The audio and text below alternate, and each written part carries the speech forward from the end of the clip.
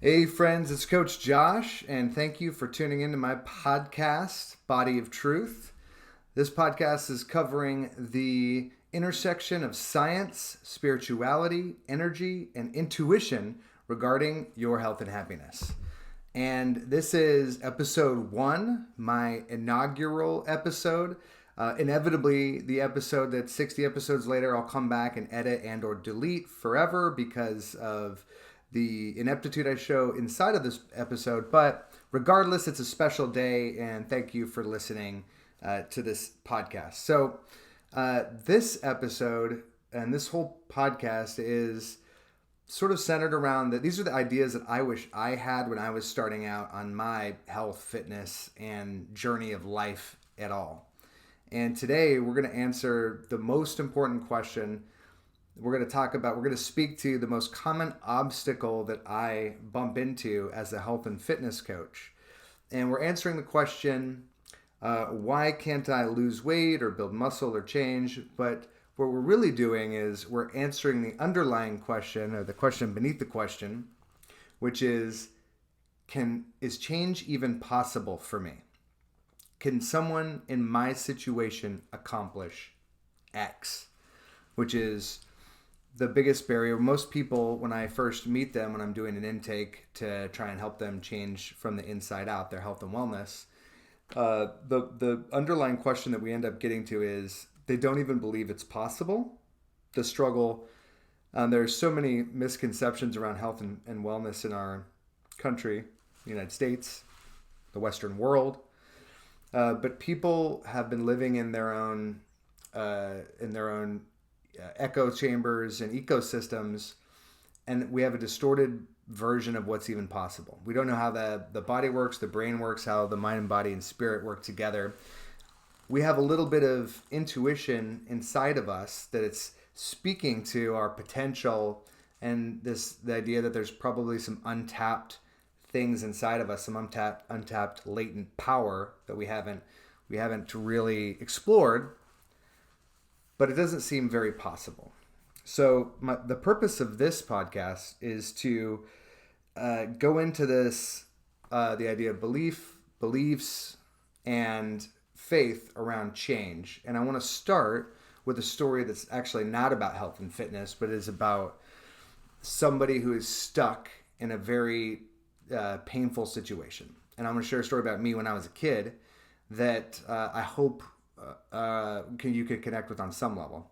So I'm from Roseburg, Oregon, which is a beautiful small town. It's in southern Oregon. It's a lumber town. There's a couple of rivers, a lot of beautiful hiking trails. It's a really outdoorsy spot, and it's a great place to grow up. Of course, I was a teenager, so I hated everything. But I actually had a pretty good life when I was in Roseburg. I had a lot of friends. I had an active social life. I had work to do all the time. I had a lot of joy. But there was a particular streak of my life, when I was a teenager, that I was going through some hard times, and I remember being 17 years old, 16 years old, and trying to take care of my mom and my grandmother, and trying to take care of myself and get to school, and work two jobs. I was working at a Kentucky Fried Chicken, and I was working as an apprentice glazier, and I was the only adult in our household who had a job at the time. I was just very frustrated, very overwhelmed, and kind of resentful of the kids around me who were having a good time and didn't seem to be dealing with the things that I was dealing with. And I would be especially irritated if people would adults would ask me what I wanted to be when I grew up, or where do I want to go to school. And I'd get so angry at them because they didn't understand how overwhelmed I was feeling. They didn't understand how stressed out I was, and how it was just to put one foot in front of the other was such a big deal, and it's such a challenge for me. I was having a hard time, and I was surrounded by people who wanted to help me, and who are really good people. I had family members. I can think of my grandfather specifically, people who were always asking me how I was doing, and I just couldn't bring myself to communicate to them how, how much stress I was under and how much I needed help. Maybe it was a sense of shame or guilt. What might happen if the adults in my life figured out what was going on, but yeah, it was just a painful period, and I share that with you. I share that story with you, not to say woe is me or have a pity party or to get sympathy, but to say I see you. If you're in a place where you're in a lot of pain, you're having a hard time hanging on, and you're suffering, and people around you are or they're asking you questions, just saying, hey, why don't you just do this or that, and they don't get how hard you're working and how much of you it's taking to keep it together. I see you, and that sucks. It's a tough place to be. And looking back, there were so many opportunities I had to take advantage of, but I didn't have the tools. I didn't have the humility to let other people help me. I didn't have a lot of things. And this podcast is to begin to address some of those skills, mindset, strategies, and really a spiritual reconciliation to change from the inside out, so that you don't have to suffer, you don't have to hold it together, and you can let go of some of the shit that you're trying to manage so you can get to where you're trying to go and be the person that you know you can be. Now you might be thinking, yeah, Josh, but my situation's different because you were a kid when all that was going on to you. I'm an adult. I did all this. I'm to blame, and I'm responsible for my life situation. And if you say that if you're responsible, then you're creating it. That'll put you in the driver's seat for change. But I'll also say that I spiritually believe that I believe on some spiritual level we are choosing everything that happens to us. Everything that happens to us is actually happening for us. So it's my belief that I was choosing all of the things that I was going through. I just didn't know why yet. And it took me years of soul searching and therapy to figure that part out. So we will cover responsibility and blame and those pitfalls and buzzwords in the next episode. But for right now, put a pin in that. So that's sort of the life experience part, but I want to take it back to a health and fitness example because we still want to answer the question, is this possible? Can someone in my situation even accomplish, what I'm trying to accomplish? And I want to tell you the story of a friend and a client that I was working with not too long ago. Her name's Pam. She was a pistol. It is a pistol and gives me a hard time to this day. But I had a 6-week challenge up where I was challenging people to lose 20 pounds in 6 weeks, 42 days. And she, answered the challenge, and she was really interested in, getting in shape. Again, she's been a former athlete. She's actually done quite a lot with her life, with her health and fitness. And she also has a lot of health issues. She was 71. She had 2 bad knees, 1 bum shoulder. And I hope you do by the time you're in your 70s or 80s or, younger or older. I hope you have a lot of life lived and a lot of injuries and scars to show off all the things that you've done.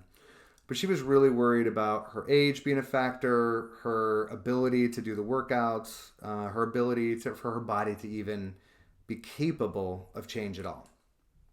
And I fully understood. And I told her, what I tell many people, I'll say, okay, as long as you do everything I say, I will train and coach you for free. But the rule is that you have to abide by the program and let the results speak for themselves. She took my bet, and we started working together, and we modified her exercises.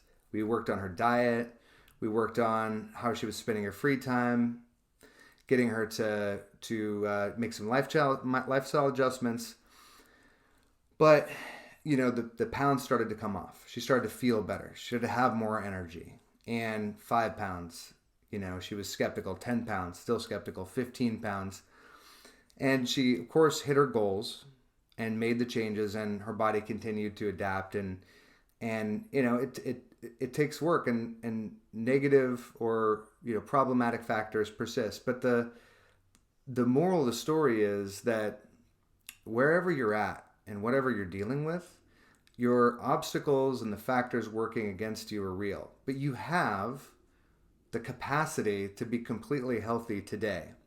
If you're willing to take ownership of your health, regardless of what kind of condition you're in, if you're willing to take responsibility for your health as it is now, for creating your health that you have today and creating it forward, then you're healthy.